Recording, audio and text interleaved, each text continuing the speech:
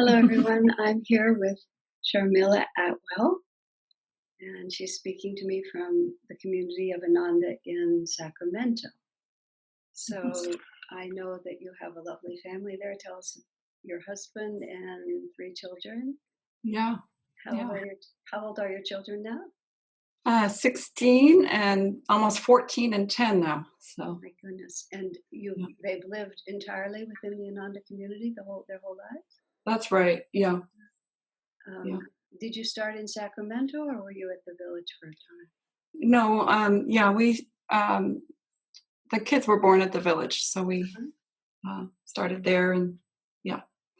And just as it's not entirely a coincidence, but yesterday we spoke with Rose, who is your husband's sister. Right. Today we're talking to Sharmila Atwell, and tomorrow we'll talk to Aaron Atwell. So it's Atwell week right now. Yes. That's fun. Sharmila, where were you before you came to Ananda? What kind of an upbringing did you have? What kind of a child were you? Yeah. So my dad worked as a chemical engineer. And so he was asked to move to Saudi Arabia. So I'm the fourth of 5 kids. And so I was born in Saudi Arabia, and then my younger sister also. And we lived in sort of clustered, sort of a community, you might say. So we were, I was very athletic, very physical, and I had just huge, wide eyes, just ready to embrace whatever the next adventure was. So I spent a lot of time outdoors, moving, and we had a jungle gym in the house. So I was just constantly on that. It had anyway. I played a lot and moved a lot, and I think we had a pretty sheltered life there. We did move probably 3 times within. I lived there for the first 8 years, and do you have any recollection of the culture around you, or were you in an Anglo-American kind of a bubble? Right. So there were all different cultures within our little clusters that we lived in, and so I was exposed to just all different types of backgrounds, cultures, languages, which I liked. I liked the diversity and just meeting new people and learning a little bit of their language and that sort of thing. But I remember meeting some Indian women. They had the little, I don't know what it's called, a bindi here. Yes, a bindi. Yeah, and I remember even being real young, maybe 3 or 4, just feeling myself just getting drawn into, ooh, I like that. I don't know why, but I really like that. And I was a pretty cute kid, so all the adults would pick me up and squeeze my cheeks. But we spent a lot of time in the desert on the weekends. My family camped out with other families, so we would go most weekends and swim in the Red Sea and just eat together. And but those, I think, were moments for me where I just felt that sense of freedom. I would, roll down the sand dunes during the sunset time, or climb up the rocky cliffs. And I was pretty young, and there was kind of could be dangerous. And some of my parents' friends would say, "You're going to let her do that?" And she's like, "Well, I don't have a choice. She's off she goes." So I was very social. Would talk, like to visit with people, and I was also sort of shy. And once I got to know people, it was like, well, you must be part of my family then. In these little clusters, I would be out playing, and I thought, I'm a little tired, and I would be the kind of kid who played, and then crashed, and I needed a nap. And so I would go, maybe I'll go I would go visit neighbors and just go in their house and say, I'm a little tired, can I? To me, we were just all community and friends. And so they would maybe, I would take a nap and they would call my mom and let her know where I was, and maybe have a little snack when I woke up. And but so I felt very connected to the people around me. You said and then after that, we moved. The Gulf War was going on, and my dad was a Frenchman, and so he decided that we would pick up and move to France. So we moved to Chartres, which is it's known for the cathedral there. It's about an hour and a half, 2 hours from Paris. And that was a little bit of a culture shock, or a huge culture shock, actually. I was used to just being free, and this was a much more constrictive, not only just, I think that my peers were judgmental. There was a lot, there was bullying and that sort of thing. So it was definitely a growing up time for me. I couldn't just sort of live in this world of fun and exploration anymore. I had to be in the moment and deal with, whatever it was. So there was an adjustment period, and the schooling was pretty strict there. So,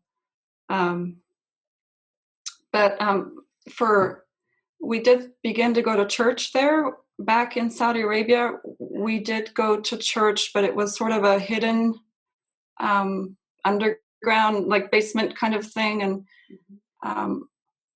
so apparently the priest that gave services was arrested and put into jail. So that sort of ended that. But my dad did, we did prayers before bed, and I think just the nature aspect, really as a kid, was where I felt that freedom and connection with something bigger than me. I stepped out of myself, and I like that. But then growing in France, we did go to, we started catechism, and we went to the cathedral there, the Chartres Cathedral. And so I started, Was your education there in French? So yeah, and actually it was back in Saudi Arabia too, because we went to an international school, and I was in the French section. I see. Yeah. So did you grow up speaking both languages simultaneously? Yeah, and my mom also speaks French, so they met in college, and she was learning French, and he ended up being her tutor. He's a Frenchman, but he had learned English, and so they both speak both languages. So we grew up with both, probably predominantly French when I was younger. Yeah. So you're in Paris, and so now you're going to church. Did church mean anything to you in Paris? That beautiful cathedral and so on. Were you affected by it? I liked the vibration there. I liked how it felt. The Sunday services were pretty long. It was like a 2-hour part in Latin, mostly in Latin. And so that kind of lost me. It was a bit too long. And so, yeah, sometimes, we would be sort of bribed. We'll get a little snack, a treat afterwards if we can sit through the 2 hours. Okay. That's a long time for a small child. That's a very long time. Even in a language you don't even understand. Right. No, yeah, Latin, mostly Latin. Yeah. But they played the organ. It was up above you. I like that music. It just sort of filled the space. And yeah, I just liked, and I kind of knew that it was a special place just because you would see all the tourists every summer, and it's like, well, there must be something here that, so. Did you have any sense of Jesus as apart from the church, or any feeling of God? I mean, many of us, I came to Ananda I never really, I can't even remember as a child ever thinking about God. It just never crossed my mind. Yeah. Did you ever think in any spiritual ways when you were growing up? I mean, Yeah, I think often, and I, I think like as a kid, it was expanding beyond myself right. when I seeing the sunset and just feeling the, even though I was part of a big family and there was a lot going on, I just always felt that sense of protection and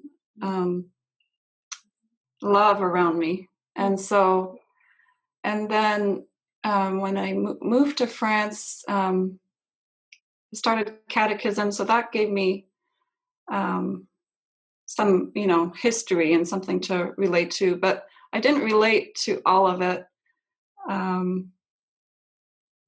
Some of it just seemed like more stories to me. That there, I was a very heart child, and so I some of it just seemed too dry. I couldn't relate to it. Yeah. So but go ahead.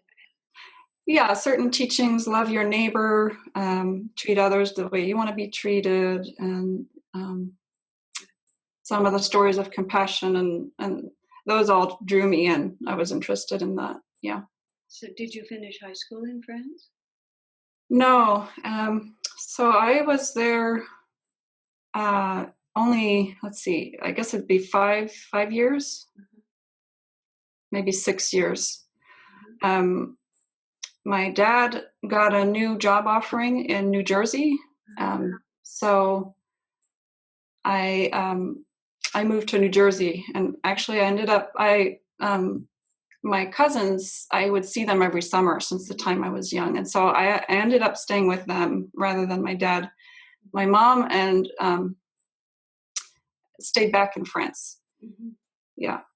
So her career was just at a point where she didn't want to just stop and leave. And so they just sort of decided to do things apart for a while. Yeah. So now you're in America.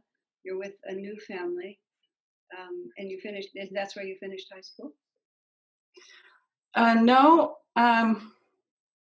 So I lived in New Jersey for 9th grade, and then that was actually a little bit of a dysfunctional situation. I didn't realize some of the home life. There were issues there with alcoholism and so forth. And so the following year, I moved with my godparents in Canada. Moving has been kind of a theme for me when I was young. We moved quite regularly. And so it wasn't unnatural for me to think, well, where to next? Canada's your 4th country before you right. Go to school. That's a lot, yeah. Yeah. And then after that, then I moved to Texas, where my dad was relocated. I was born in Texas, so I'll say that's a 5th country. Okay. Yeah. That's right. So, wow. It's definitely not New Jersey. There's no question about that. Right. Yeah. So that was my junior year, and I think by then I felt I was feeling just a struggle with just finding meaning in life. I didn't really connect with some of the activities or interests of my peers. I did do sports. I did track, and that helped me I liked being physical. I still do. But so that helped me kind of keep going. But there was such a lack of meaning, and I was desperate at that point to understand, why am I here? What's the purpose of life? Because I just didn't feel like what I was seeing around me or what I felt within me. I always felt like there should be more. And so it got bad enough that I actually, and I struggled with schooling quite a bit. Not that I wasn't a hard worker, but I probably had to work maybe twice as hard as most. And it was just a place of that I I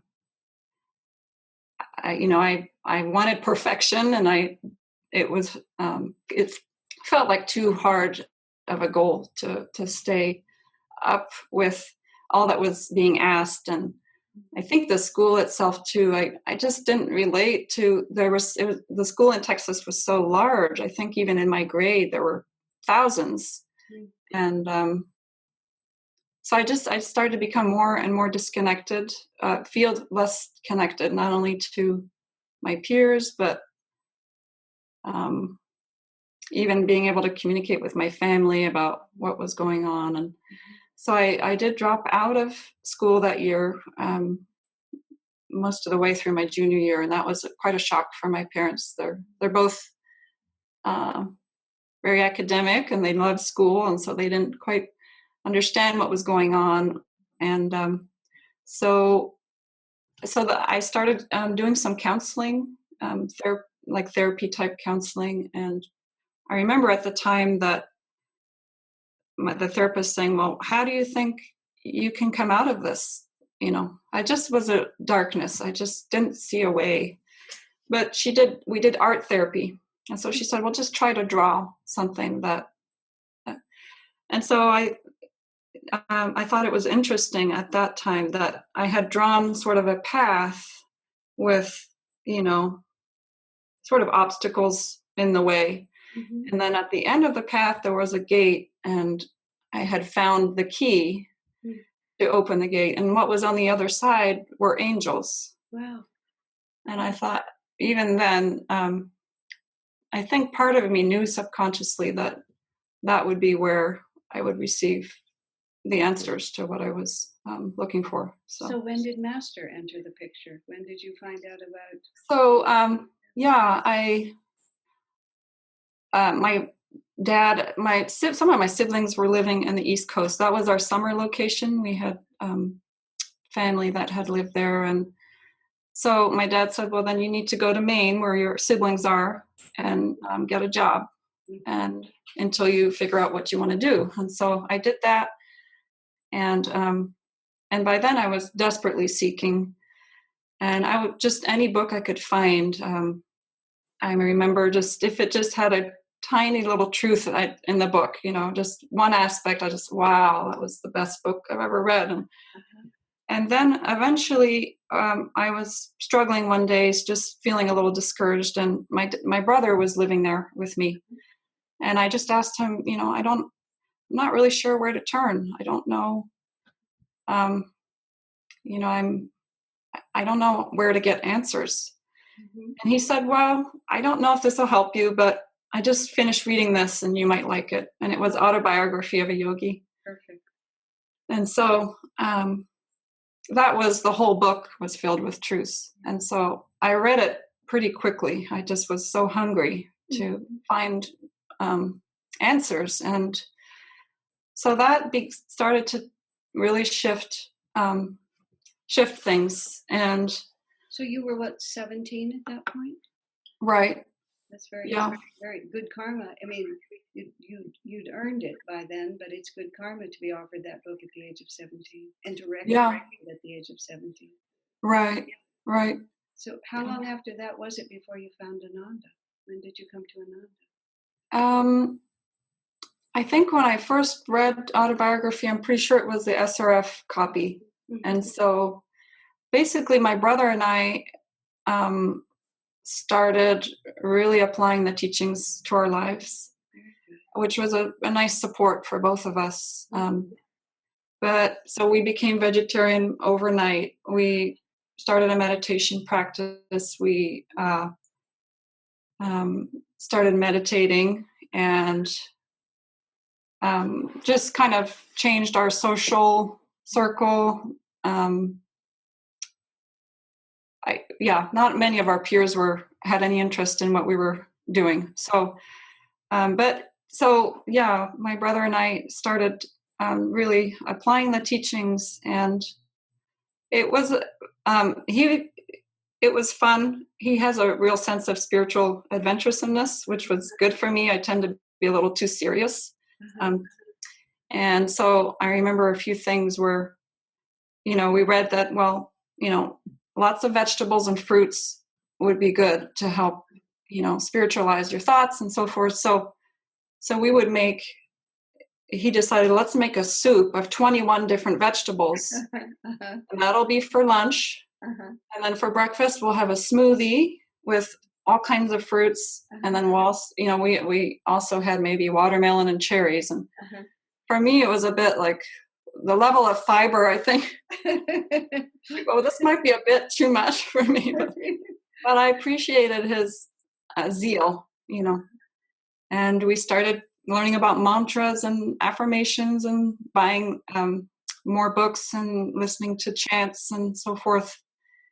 And I remember another time we learned that about, if to tame the taste, the sense of taste, you make something that doesn't have too much salt, sweet, pungent, or sour, so forth. So we decided we'll make a soup, and we're going to start to just live on that. So we put all kinds of vegetables in there, and then we read, neem is good for yogis. It purifies the blood, and we put a bunch of neem in there, and we tried to eat it. I think it was too much neem or something, but we were both a little, dizzy. So where in all of this did Ananda enter the picture? Right. A little more. So basically, I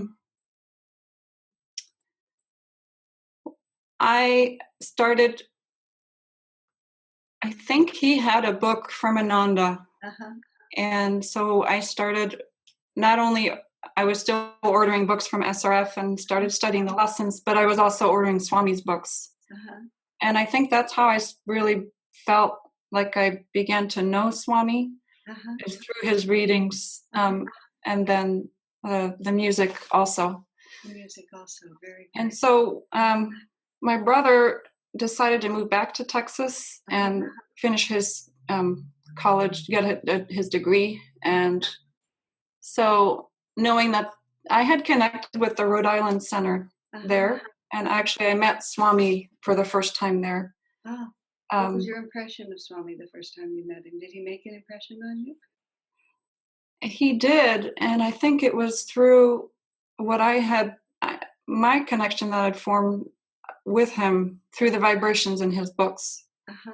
But I felt just a sense of awe, and I didn't want to impose myself in any way, and I just wanted to be open and absorb the weekend. It was a whole weekend retreat, and I just remember feeling, it just felt like a feast of joy. The people, the whole weekend, I just floated by, and it was such a blessing. But I just remember feeling peace around him, and just really wanting to dedicate myself. I became a disciple on that weekend. And so what brought you to California eventually then? Because you came to Ananda Village. Yeah, right. So my brother again was first. He planned to visit. I don't know why it didn't occur to me to visit Ananda. But when so he came out first, and that was sort of the nudge that for me to do that as well. And I came for Spiritual Renewal Week. Spiritual Renewal Week? How old were you at that point then? That was 2001, so like 19 or so. 19. Good for you. And it was the same, just another feast of joy, just on a larger scale. There was just so much to take in, and I knew that I wanted to apply my life to changing my consciousness and to being open to that vibration that I had discovered. And I was just eager to, do whatever I could to do that. Yeah. So did you stay after Spiritual Renewal Week? Because did you not leave? Did you just move there at that point? No, actually, so I then went to the SRF convocation,